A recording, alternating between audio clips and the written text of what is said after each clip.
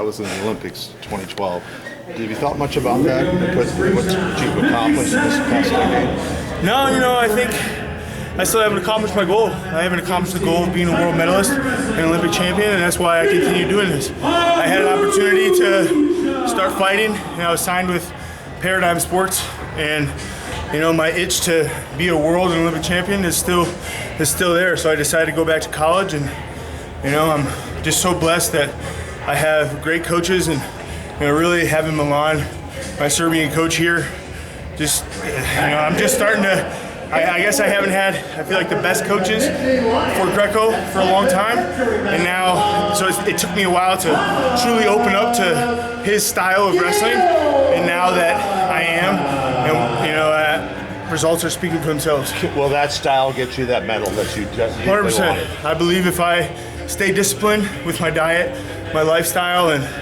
the people who I have around me, I will win that medal. And what are the biggest differences that he's implemented? Just technique-wise is so much different than what we've had in America. Little things that he does so easily are things that we don't even have coaches do. We've had 5 Olympic and world champions in the sport of Greco-Roman wrestling, and that's hard for, especially with folk style and freestyle dominating USA wrestling. It's really hard for Greco to get better, and it has nothing to do with what it is. It's just folk style is a really good style for freestyle, but Greco's a whole different sport. So over there, obviously, they're wrestling freestyle and Greco their whole life, and little things that he does and that he shows are way different than what I even know. What did the college experience do to help you? Honestly, just going back to school, it was definitely a little adjustment, but I want to be a leader on that team, and I want to show those guys how to be the best. And this year we had a guy take third at the U.S. Open.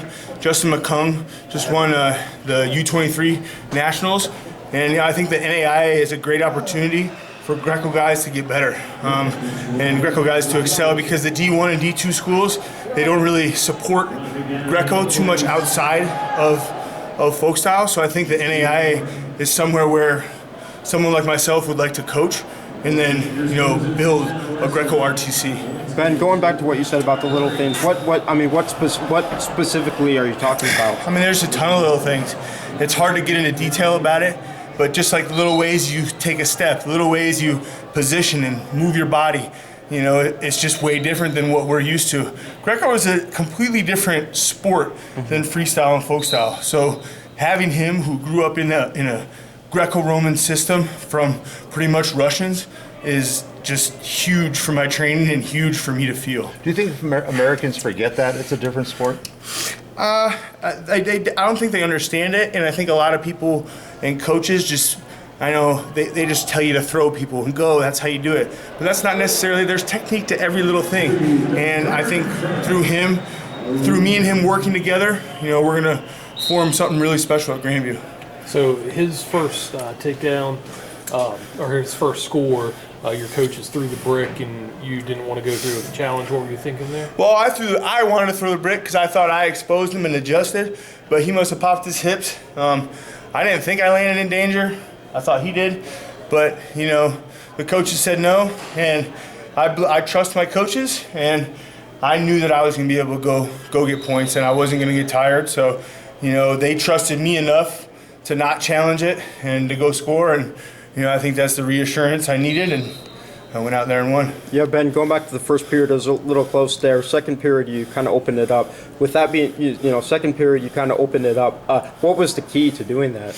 I wanted to win, man. I don't know. I just think I didn't want to stay, in a really close match. So I just kept getting my underhooks, kept pressuring, kept trying to release pressure, and I knew good things would happen when I moved my feet. And another thing I'm curious about, that walkout song, it seems like you really like it. And Zach Bryan, with Zach Bryan, what's the story behind that? Well, I guess if we're really getting into it, I've been going through some psychological issues, and I started opening up about my past.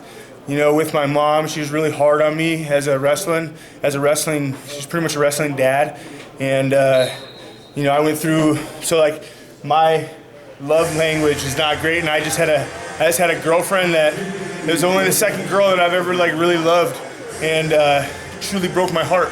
And you know, I've been listening to his music, and it you know, it made me feel better, and I guess I just dig it really a lot, and it helped me through a hard time. And you know, it was really cool on Instagram. On Instagram and Twitter, he followed me. So I just think it's really cool, and you know, I just vibe with it because I had a really hard time these, you know, last, you know, two months, because I feel like I broke my own heart. And yeah, I just been listening to that music to help me heal.